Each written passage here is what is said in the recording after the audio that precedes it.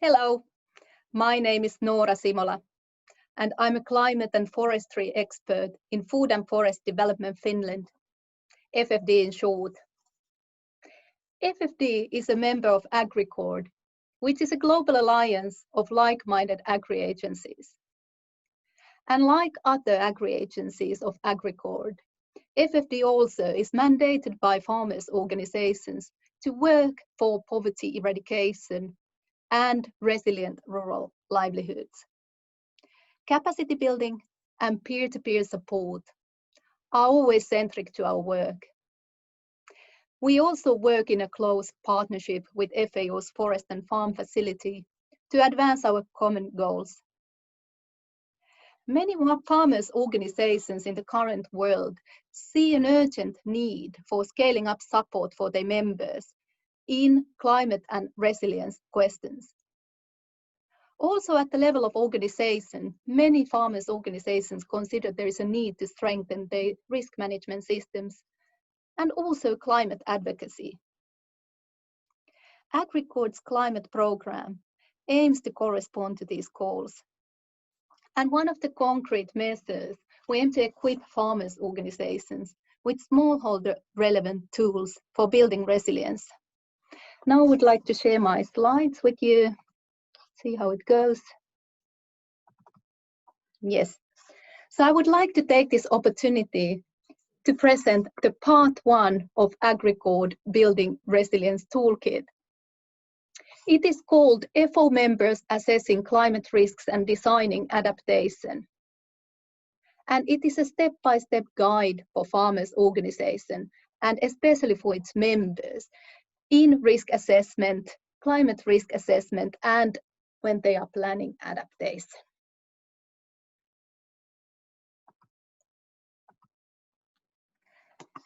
The structure of the tool is following.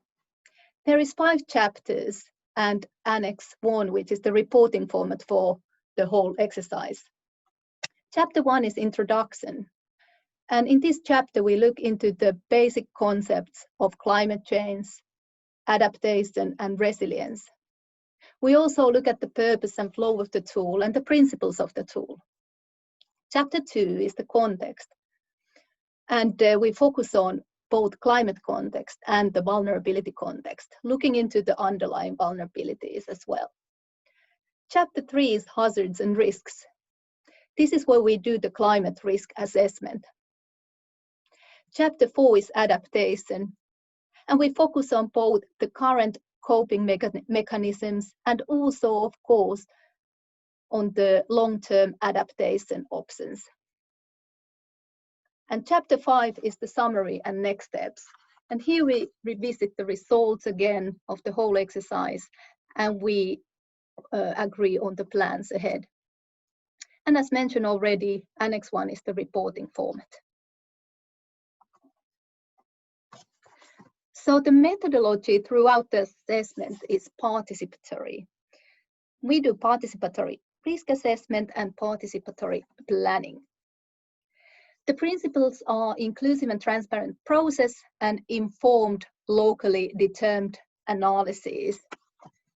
This means that our methods must ensure participation and transparency, gender equality, and inclusion of all the groups in the exercise. Also, the participants must be informed with relevant, locally relevant climate data.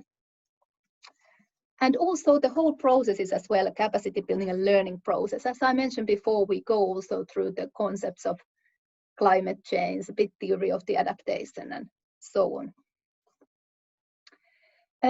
About the scope, this is actually the only part of the AgriCord toolkit that focuses exclusively on the members of farmers' organization, meaning the farmers, the smallholders, forest producers, and especially focusing on their livelihoods.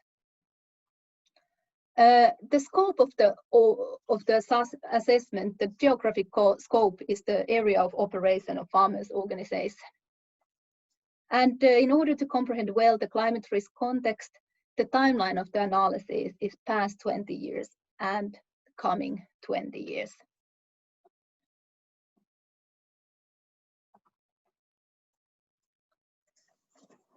Then we go to the theory and key concepts.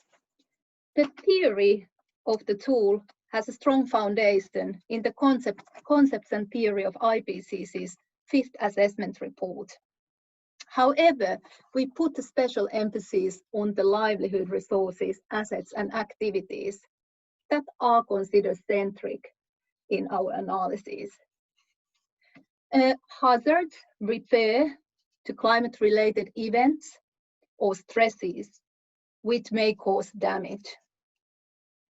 Exposure, again, is the presence of the livelihood resources, people, species, farm ecosystems, so on, in places and settings that could be damaged or affected due to climate hazards. Vulnerability is looked from two different perspectives. Firstly, we look into the underlying socioeconomic vulnerabilities that exist in the society or in the community or amongst the members, which may cause differences in adaptive capacity of different people.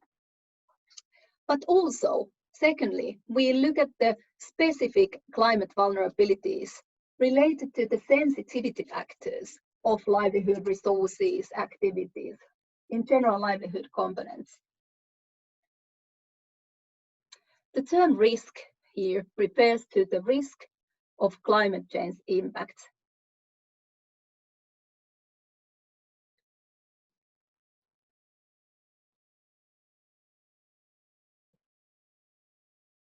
The first part of the context analysis aims to identify the main contextual factors causing challenges to farmers, such as environmental stresses, local conflicts, and gender inequalities. A context matrix is used to support the analysis. As a result, underlying vulnerabilities and possible vulnerable groups that require specific attention throughout the exercise are identified. These are context-specific, very context-specific, and for example, the vulnerable groups could be female-headed household or certain ethnic groups and so on, but these need to be identified in every context separately. Then we go to the climate context. Here we aim to identify changes and trends in the local climate, looking into the history as well as future forecasts. Local perception on trends and hazards, climate trends and hazards are the starting point for the analysis. Firstly, we look into the weather extremes and climate variability and irregularities in climate patterns. Has there been changes and trends in the past 20 years? Secondly, after identifying the potential climate triggers, we record the climate hazards that have caused damage. Could be, for example, floods, destructive storms, drought. So these have been causing damage to farmers, and farmers do remember them normally very well. So we record these with the farmers, especially those that have affected severely their livelihoods in the past years, and we aim to organize them in chronological matter. This provides us loads of important data for the analysis. Next, we ensure that the participants have access to locally relevant scientific climate data also, including climate models and future forecasts. This could be done, for example, by inviting a local expert, maybe, for example, from local Department of Agriculture or other climate experts to discuss with the participants. But this could be also done by looking into available scientific literature, databases, and models, and share this information with the participants. However, combining the findings of local knowledge and the data from experts and scientific sources and models enables to create a common understanding amongst the participants about change in climate, including long-term changes and possible future hazards. Then we go to the chapter 3, which is hazards and risks. This section aims to assess the level of risk posed by different climate hazards. Also, in the risk analysis, we try to keep the focus again on the impacts on farm production and livelihoods especially. Farmers are really the experts in assessing the extent of the damage to their livelihoods and shortlisting the most significant hazards. In the previous part of the exercise, we have come up with many potential hazards. Now we are shortlisting them. We are now shortlisting them or ranked based on, firstly, the likelihood of the future occurrence, and secondly, based on how severe consequences they may have on farm production and livelihoods. The climate hazard risk matrix of the tool can be used for ranking, and the tool also provides supportive guidelines for the ranking purpose. The most significant hazards posing a major risk to livelihoods can be found in the upright corner of the matrix. And disaggregated data can be obtained and are highly recommended that it is obtained from, for example, women and men groups separately, maybe vulnerable groups, so on. And what is the output of this is that only the most severe and likely climate hazards are subjected to further analysis.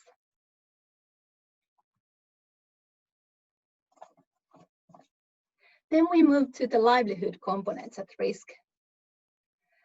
After shortlisting the most significant hazards, we focus on more detailed level of analysis on what kind of damage these hazards cause, and damage to what? And how significant is that for overall livelihoods of the members? Farmers are also experts in assessing these factors. Prior to this part of the exercise, we should produce together with farmers a comprehensive list of livelihood components that provides the basis of farm production. These can be different types of specific resources and assets, such as labor force, farm infrastructure, farm ecosystems, specific products or species, or they can be functions and activities such as harvesting or trading. We use this list of livelihood components for identifying resources, assets, and activities in risk. Also, the extent of the risk and significance to livelihoods of men, women, and vulnerable groups. As an output, the items with high and medium risk and with great significance are included in the further analysis.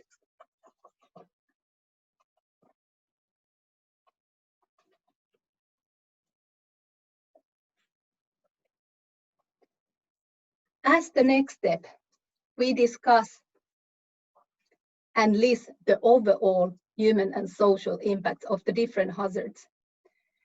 They can be very severe human suffering, such as food insecurity, income insecurity, or even loss of health of life. In addition, we try to find if there are other non-climatic pressures worsening the situation.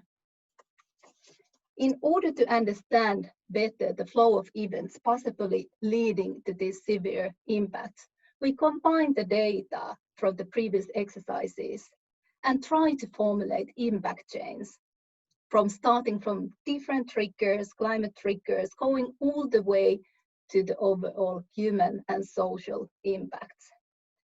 The livelihood resources in risk remain again in the center of our analysis. To add depth to this analysis, we aim to define the exposure and sensitivity of different livelihood components. At this point, we can already try to quantify the exposure. For example, how many farmhouses, how many farmers, how many hectares are affected. Also related to the sensitivity, we can ask which qualities and conditions make the livelihood components and farmers more prone to harm. Then we go to the important chapter, chapter 4, adaptation. We start with the coping mechanisms, listing the current coping mechanisms. What short-term strategies are there already developed by farmers to cope with the aftermath of climate change-induced shocks and stresses? Are they working well? Are they efficient? What are their limitations? Are they also available for everyone? Then we move to more systematic identification of potential adaptation interventions using the AgriCord 5 steps to adaptation method. It is a simple but efficient way to facilitate systematic planning of adaptation. Step 1 is hazard prevention. Step 2, decreasing exposure. Step 3, decreasing sensitivity. Step 4, mitigating other stresses. And step 5, alleviating human impact. So we return to the impact chain. And we start going through the AgriCord 5 steps. We go to step 1. Can we mitigate the hazard? It is obviously not possible to prevent climate phenomenon from happening, but sometimes it is possible to intervene before a climate phenomenon develops into a hazard. If you, for example, think of forest fires, there may be climate triggers such as increasing number of hot days, delayed rainy season, and so on. But, before these events scale up the hazard of forest fire, there is several ways to prevent forest fire prevention methods we can apply. Secondly, we look into the exposure. What of our livelihood components are in hazard-prone areas? Can we move them away from there? This is not the case, for example, many times when we look at, big, heavy farm infrastructure, for example, farmhouse, or if we look at some ecosystem like rice fields or farm ecosystems and such. But there are some mobile items or mobile components, such as activities, trading activities that we may be able to do in less disaster-prone areas. Or, for example, mobile, small infrastructure, beehives, or even some storage facilities. Then we look into the decreasing sensitivity. A vast number of the potential adaptation interventions are based on decreasing sensitivity. We need to carefully look into the qualities and conditions that may increase susceptibility to harm and damage caused by the climate hazards. For example, if the current variety of rice is sensitive to drought, we may consider changing to more tolerant variety.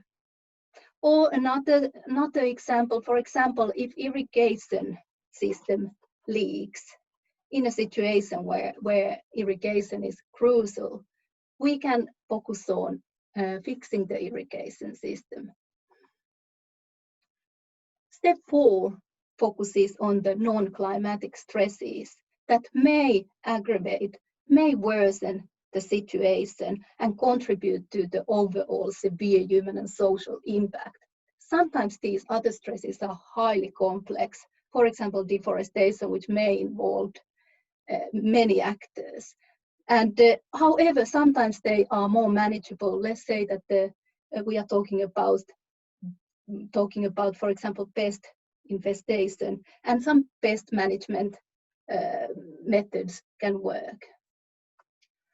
Finally, step 5 is the alleviation of human and social impact. Climate change may cause human suffering and prevent the fulfillment of basic human rights, such as right to food or income. Adaptation can and should aim to alleviate the overall human and social impact of hazards. For example, if we're talking about food insecurity caused by climate hazards, we have to look to other options to support food security of people.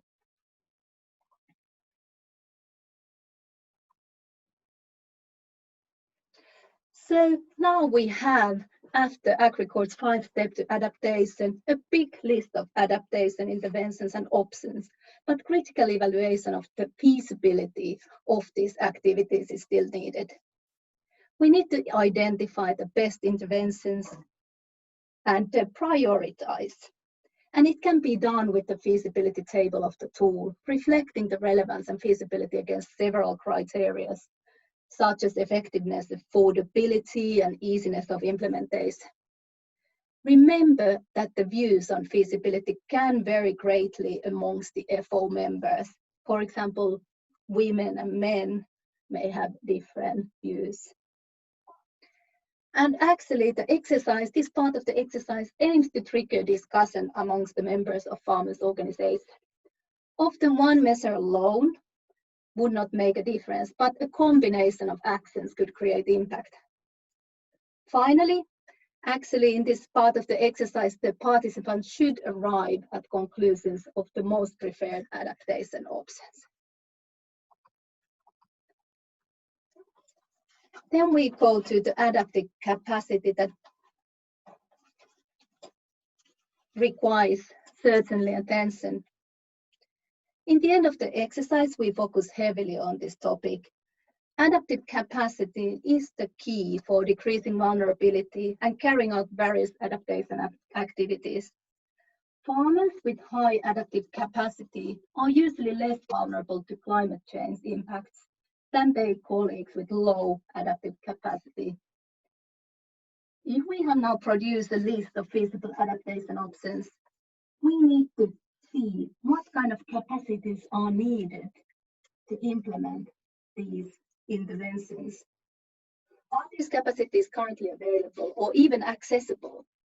Who has adaptive capacity and who doesn't? Based on these considerations, we identify the capacity gaps and the capacity building needs amongst the members. And we also list the necessary capacity building activities to complement our list of adaptation interventions. And we can use in this process several facilitating tables and matrix of the tool that are done for the purpose. In addition, further considerations on the implementation of these actions are needed, as well as related capacity building needs of farmers. Who can help the members of farmers' organizations to access and adopt the needed capacities and also to implement these adaptation options? What is the role of the members themselves and what is the role of the farmers' organization in the process? And also, are there other actors that can be held responsible for at least contributing to the implementation of adaptation? And as a final step, we summarize the findings of the whole exercise and consider the next steps. We formulate a simple plan of action, thus agreeing how to proceed in the adaptation efforts of the farmers' organization members. The results, analysis, and report produced using the Annex 1 follows the logic of the tool and can be used, for example, as basis of an adaptation plan or farmers' organizations, improved service design, climate screening of the current activities, or as a background analysis for a project plan. Thank you very much.